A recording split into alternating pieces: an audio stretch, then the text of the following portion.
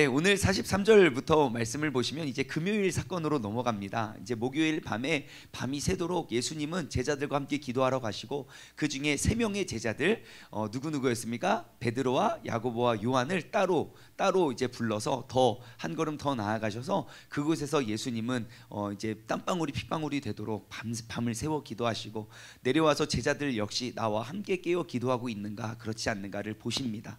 예수님은 항상 우리의 신앙을 돌아보고 점검하시는 분이에요. 제자들 야 니들 가서 알아서 해가 아니라 그들이 기도를 하고 있나, 그들이 깨어 있나, 그들이 자고 있나, 예수님은 항상 점검하시는 분이에요. 오늘 이 새벽에도 2022년 고난 주간을 보내고 있는데 누가 나와 함께 깨어 기도하고 있는가, 주님께서는 점검하시는 분이에요. 그래서 이 자리에 깨어서 함께 기도하시고 보시니까 이 사람들이 자고 있는 거예요. 처음엔 깨웁니다. 이것들아 일어나라, 이것들 한시라도 깨어 있을 수 없더냐 그러면서 베드로 야 넌 특별히 깨어 있어야 돼. 너 조금 있다가 나를 배신할 상이야. 막 그러면서 예수님이 했지만 베드로는 전혀 깨닫지 못해요.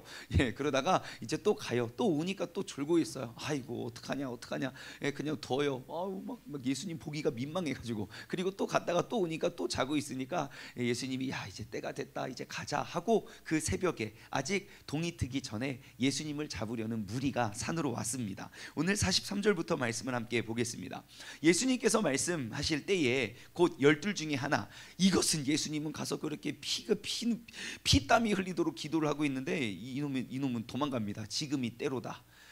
지금이 이제 예수를 잡아 죽일 때로다. 이거 옛날부터 항상 마음에 준비하고 기다렸거든요. 그래서 지금이 때로다 해가지고 둘 중에 하나인 유다가 왔습니다. 근데 유다가 왔는데 누구와 함께 왔습니까? 대제사장들과 서기관들과 장로들에게서 파송된 무리가 검과 몽치를 가지고 그와 함께 하였더라.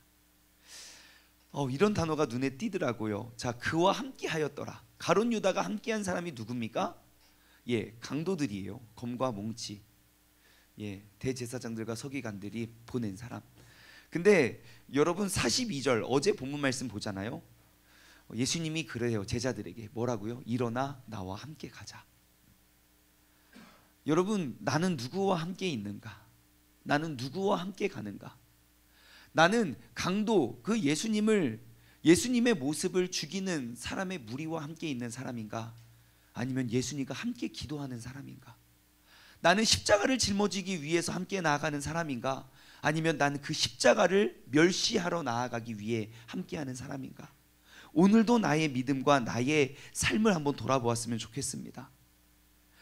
그 가룟 유다는 예수님을 3년이나 쫓아다녔고 예수님에 대해서 잘 알고 있고, 그리고 정말 그 귀한 돈이 있다면 300데나리온이나 되는 그러한 귀한 것이 있다면 그것은 그냥 어려운 사람에게나 나눠줘야지, 그거 예수님의 머리나 혹은 예수님의 발을 씻기 위해서 부을 것이 아님까지도 알고 있었던 그 똑똑새였는데, 근데 그 가룟 유다가 결국 예수를 죽이려는 사람과 함께 와서 예수를 죽입니다. 예수님은 뭐하고 있을 때요? 나의 어려움에 기도 부탁을 하고 나와 함께 깨어있기를 기도했을 때에도 그는 예수를 잡아 죽이려고 옵니다. 예수님께서는 피를 흘리시며 기도하고 깨어있지 못한 제자들을 위해서 마음 아파하고 있었는데, 가룟 유다는 지금이 예수님을 잡아 죽이기 가장 좋은 적기라고 이야기하고 44절, 예수를 파는 자가 이미 그와 군호를 짜 이르되 내게 입맞추는 자가 그이니 그를 잡아 단단히 끌어가라 하였는지라. 자, 이게 무슨 말입니까? 예수를 파는 자는, 여러분 예수님을 잡아 죽이려는 사람이 예수님의 얼굴을 알았을까요? 몰랐을까요? 예수님을 늘 따르던 무리들이 예수님을 잡아 죽이러 왔을까요? 아니면 그 대제사장들과 서기관들이 그 깡패 강도들을 시켜서 예수님을 잡아러 보냈을까요? 당연하죠. 그리고 지금은 어떤 때입니까? 아주 어두운 때라고요. 어두운 때에 그 겟세마네 동산에 사람의 형체나 모습, 그러니까 형상만 보고서 그 사람을 알아봐야 된다고요. 근데 그 예수라는 사람을 한눈에 알아볼 수 있는 사람은 누구였습니까? 가룟 유다밖에 없었던 거예요. 강도들만 보내면 제자들 아무나 끌고 와서 이 사람이 아니네 하고 돌려보낼 수 있으니 가룟 유다를 친히 보낸 거예요. 가룟 유다라고 오고 싶었겠습니까? 그러니까 가룟 유다가 어떻게 부탁합니까? 자, 44절 보십시오. 검과 몽치를 가지고, 아니 그 밑에, 그들과 군호를 짜서 이르되, 군호가 뭐냐면요, 지금 밑에 도움말에 나와 있어요. 군대에서 서로 주고받았던 신호 암호예요. 예, 여러분 군대 다녀오신 분들은 다 알죠. 예, 뭐입니까? 암구호가 있어요. 암구. 매일매일 그 내려오는 그 암호가 있어요. 그래서 뻐꾸기, 그럼 저쪽에서 기러기. 뻐꾸기, 기러기. 그날의 암구호는 뻐꾸기가 기러기예요. 내가 뻐꾸기 했는데 기러기 하지 않으면 뻐꾸기, 참새, 그러면 쏴요. 쏴요. 이렇게 포박을 하거나 그렇게 쏴요. 그런 암호를 있는데 자기들만이 알 수 있는 그 암호를 정한 거예요. 야, 이 군호를 짰어요. 그 군호가 무엇입니까? 내가 그에게 입맞추는 그가 그다. 왜냐면 입맞추기 위해선 가까이 가야 되잖아요. 가까이 가서 그의 얼굴이 어떠한 사람인가 보고 그와 입을 딱 맞췄을 때 그 사람인 줄 아니까 이렇게 부탁을 합니다. 내가 입 맞추는 자가 그이니 그를 잡아 단단히 끌어가라. 무슨 말입니까? 이것을 번역하면, 야, 절대 실수하면 안 돼. 한 방에 확실히 죽여야 돼. 그럼 가룟 유다는 어떻게 이러한 마음을 품었을까요? 어떻게 예수님은 사랑만 보여주셨는데 가룟 유다는 인간이 어떻게 이렇게까지 잔인해질 수 있을까요? 뻔히 그의 보는 앞에서 내가 입을 맞춤으로, 그러면 좀 밑에 나오잖아요. 45절 라삐어 하고 입을 맞추고 그 선생을 팔아버립니다. 어떻게 가룟 유다는 이렇게까지 되었을까요? 성경에 다 답이 나와 있어요. 뭐 때문에 그런 줄 아십니까? 예, 마귀가 뭐 팔려는 생각을 넣어서, 예, 생각은 뭐 다 있잖아요. 우리 다 생각이 있잖아요. 뭐 했습니까? 가룟 유다는 돈을 받았어요. 받아놓은 돈이 없다면 그때 회개해도 돼요. 돈을 받은 거예요. 그러니까 그 돈값을 해야죠. 받아놓은 것이 있기 때문에 그거 어떻게 할 수가 없는 거예요.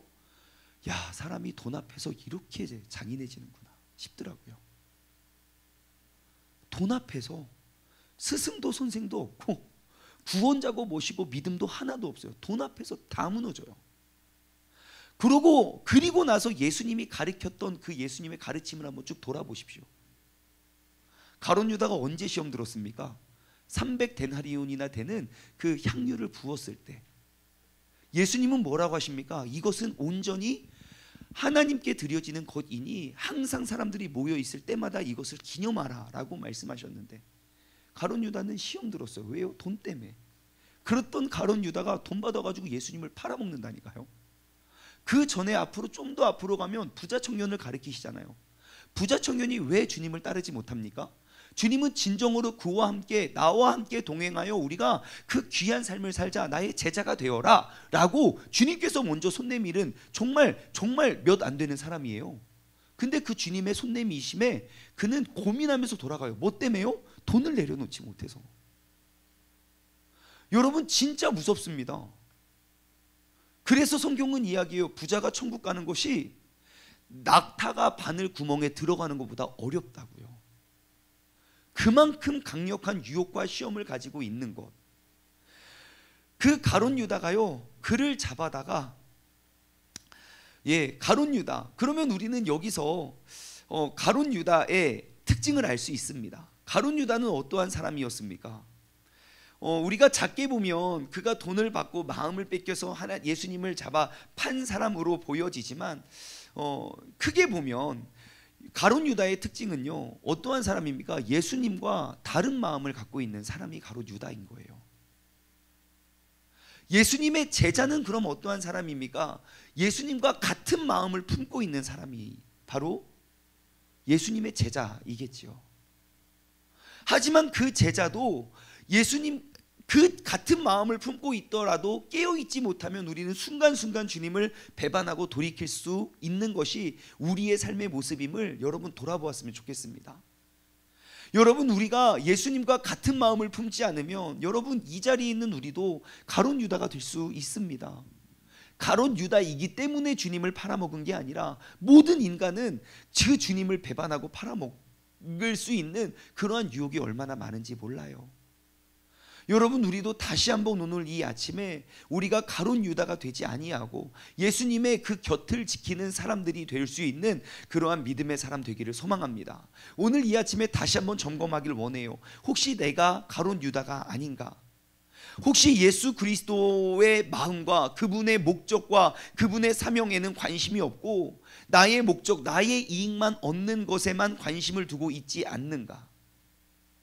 나의 목적을 이루기 위해서 나는 주님을 알지도 못하는 사람들과 군호를 짜고 내가 실수 없게 한 방에 예수님을 잡으라고 부탁을 하며 예수님께 아주 천연덕스럽게 나와서 인사를 나누고 입을 맞추는 그러한 사람이 내가 되지 않도록 우리가 다시 한번 말씀의 거울을 비추어 우리가 돌아보았으면 좋겠습니다. 여러분, 한순간 죄악의 눈이 쓰이면 마귀에게 내 마음을 뺏기면 여러분, 이러한 짓까지도 하는 것이 인간임을, 그것이 남이 아니라 바로 내가 될 수 있음을 오늘 다시 한번 돌아보았으면 좋겠습니다. 우리가 전에 지지난주 3주 전에 우리가 성경 공부 시간을 통해서 나눴어요. 사람과 짐승의 차이가 뭡니까? 하나님은 흙으로 사람을 지으셨어요. 하나님은 흙으로 짐승을 지었어요. 하지만 사람에게만 가져다 준 것은 흙에다가 생기를 부어 넣으셨어요. 그 생기는 하나님의 호흡이고 하나님의 영이에요. 하나님의 영이 빠져버린 인간은 짐승만도 못하다고 우리가 함께 나눠보았지요. 그의 열매잖아요. 하나님의 생기, 즉 하나님의 마음과 하나님의 성품을 담지 못했던 사람은요, 짐승만도 못한 사람이 됩니다. 여러분, 이 새벽에 우리가 다시 한번 마음에 새겨 넣었으면 좋겠어요. 생기의 사람이 되십시오. 함께 외칠까요? 생기의 사람이 되자. 하나님의 마음을 헤아리는 사람이 되자. 광야길과 같은 인생은 하나님께서 내게 마음 주시는 대로 순종하는 것이 광야길과 같은 인생입니다. 나의 욕심과 나의 계획을 다 가지고 살아가는 것이 아니라 그 주님의 뜻과 계획이 무엇인지 알지 못하니 우리가 주님께서 내게 주시는 대로 우리가 그때그때 따르며 순종할 수 있는 우리 모두가 되기를 소망합니다. 자, 47절입니다. 와서 가룟 유다가 딱 입을 맞추니 이거 입 맞추는 거, 여러분 말씀 한 구절 찾아보고 넘어갈까요? 누가복음 7장 38절이에요. 이 기가 막힙니다. 여러분, 원래 입 맞추는 게 언제 입 맞추는지 아십니까? 제가 시간 관계상 제가 읽어드릴게요. 누가복음 7장 38절 보세요. 예수의 뒤로 그 발 곁에 서서 눈물로 그 발을 적시고 자기의 머리털로 닦고 그 발에 입을 맞추고 향유를 부으니. 여러분, 예수님께 입 맞췄던 두 명의 사람이 있습니다. 한 사람은 돈 받아서 예수님 팔아먹은 놈은 예수님 잡아 죽이기 위해서 예수님께 입을 맞추고요. 또 다른 한 사람은 자신이 평생 모았던 가장 귀중하고 나의 홀리에를 위해서 준비했던 그 300데나리온이나 되는 그 향유를 예수님의 발에 부어서 그의 머리, 그 발에 입을 맞췄던 사람이에요. 진짜 아이러니하죠. 가룟 유다는 예수님께서 무릎 꿇고 그의 발을 씻겨주신 분인데 그는 예수를 은 30에 팔아먹고요. 여러분, 어디에 입 맞추시겠습니까? 그 밑에 또 입 맞춤이 있어요. 7장 45절 말씀 보면요, 너는 내게 입 맞추지 아니하였으되 그는 내게 들어올 때부터 내 발에 입 맞추기를 그치지 아니하였으며. 가룟 유다가 이야기하니까 그때도 깨달음을 줘요. 야, 제자들, 너희들은 나한테 입도 안 맞췄지만 이 사람은 나를 위해서 그렇게 간절히 기도하고 입 맞추기를 끊이지 않았다. 여러분, 우리는 어떠한 사람입니까? 누가복음 15장 20절에도 나와요. 이에 일어나서 아버지께로 돌아가니라. 아직도 거리가 먼데 아버지가 그를 보고 치긴히 여겨 달려가 목을 안고 입을 맞추니. 그 돌아온 탕자가 주님께, 그 아버지께로 돌아왔을 때 가서 그에게 입 맞추는, 여러분, 그 주님께 우리가 정말 나의 전부를 내어드리고 내가 세상의 유혹 속에 넘어지는 것이 아니라 나의 전부를 주님께 드림으로 주님께 기쁨으로 입을 맞출 수 있는 우리 모두가 되기를 다시 한번 마음속에 다짐하길 소망합니다. 자, 47절이에요. 곁에 서 있는 자 중에 한 사람이, 이 한 사람은 누굽니까? 베드로입니다. 칼을 빼어서 대제사장의 종을 쳐서 그 귀를 자릅니다. 종은 누굽니까? 대제사장의 종 이름은 말고예요. 말고. 말고. 그 요한복음에 나오거든요. 자, 말고의 귀를 자릅니다. 자, 그럼 베드로는 여러분 칼질을 잘하는 사람이에요. 왜 말고의 귀를 잘랐을까요? 귀를 자를 줄 알았으면 목을 자를 수도 있고, 예, 다른 곳을 공격할 수도 있잖아요. 왜 귀를 잘랐을까요? 네? 네? 위협성, 맞아요. 예, 위협을 한 거예요. 지금 깜깜해서 아무것도 안 보이거든요. 근데 베드로는 칼을 꺼내서 그의 귀만 싹 잘랐어요. 으아 하는 비명소리가 엄청나게 클 거고, 무슨 일이야 무슨 일이야, 예수님 떨어진 귀 잡아주고 그 말고 귀 붙여주는 거 아십니까? 예, 그 상황 속에 그런 일이 벌어지고 있을 때 위협했어요. 경고를 했다고요.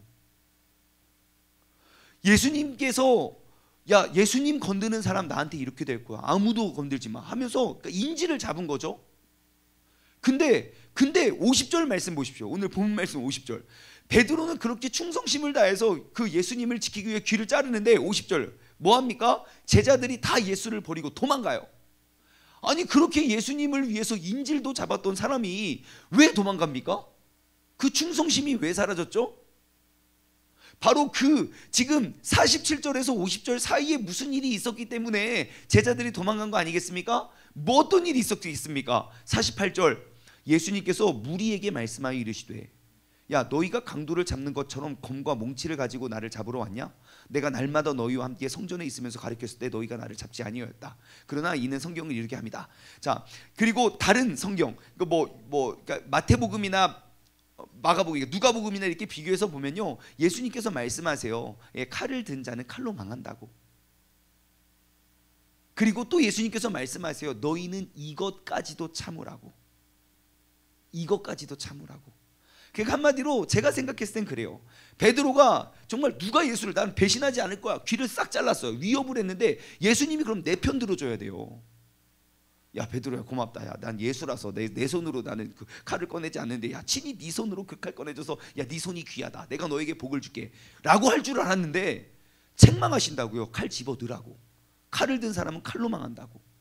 그 상황 속에서 예수님이 나의 편을 안 들어주고 쟤네 편 들어주는 거예요. 그리고 아픈 거 귀 막 하나씩 귀를 다 잘라주셔야 우리가 좀 마음이 풀리는데 그 귀를 다시 붙여주시는 거예요. 칼 집어넣으라고. 이것까지도 참아야 된다고.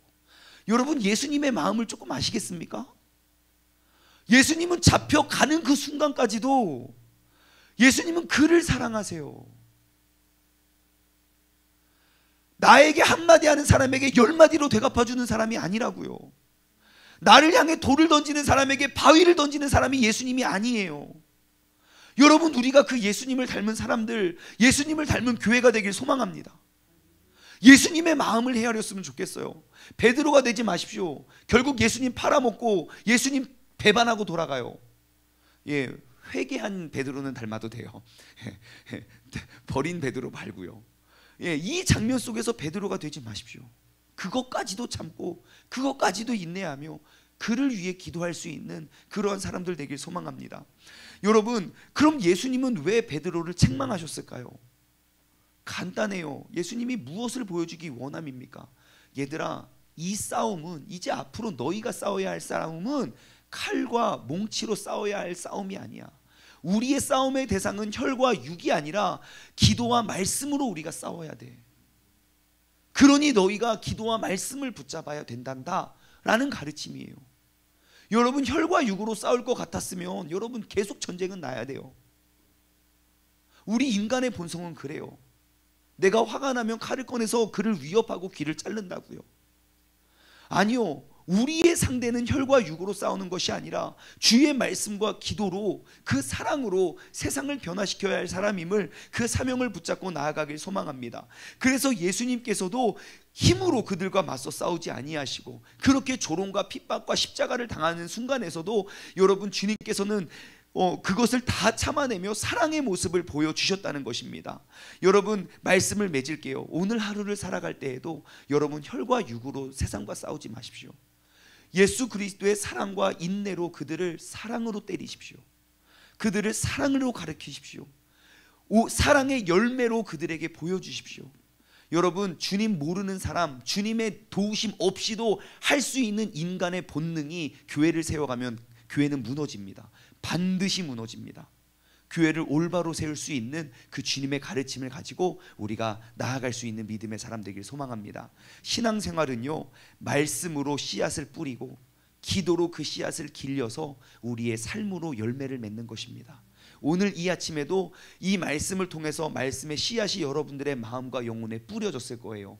그리고 여러분 이 시간 기도로 그 말씀을 기르십시오. 힘을 더욱더 굵은 가지가 되게. 그리고 오늘 하루의 삶 가운데 말씀을 실천하십시오. 우리가 매일매일 이렇게 영적인 무장을 해 나갈 때 주님께서 우리에게 사명을 주시고 주님께서 맡겨주신 사명을 이 땅 가운데 이루어 나아가게 될 줄 믿습니다. 기도하겠습니다. 하나님 아버지 감사합니다. 오늘 이 새벽에도 아버지 하나님의 말씀의 씨앗을 우리의 삶에, 우리의 귀와 우리의 마음에, 우리의 영에 뿌립니다. 아버지 하나님의 말씀이 심겨졌을 때 나는 과연 어떻게 입을 맞추는 자인가? 그 주님의 말씀 앞에 내가 온전히 엎드려져 내가 주님을 모시고 섬기듯 나의 가장 귀한 것을 드려가면서 엎드려 주님의 발에 입을 맞췄던 마리아인가? 아니면 나는 그 말씀이 씨앗이 뿌려졌을 때 주님께 입을 맞추며 예수님을 팔아먹고 그 가르침과 그 예수님의 말씀을 정말 나의 것으로 바꾸어 결국 주님의 모습을, 영광을 가리우는 사람인가? 하나님, 오늘 이 시간 내게 뿌려진 그 말씀의 씨앗을 내가 주님과의 깊은 기도와 교제를 통해서 길려내고 오늘 나의 하루의 삶 가운데 내가 삶의 모습과 행동으로 그것을 녹여내고 보여줄 수 있는 그러한 믿음의 사람 되게 하여 주옵소서. 감사드리며 이 모든 말씀 살아계신 예수 그리스도의 이름으로 기도드리옵나이다. 아멘.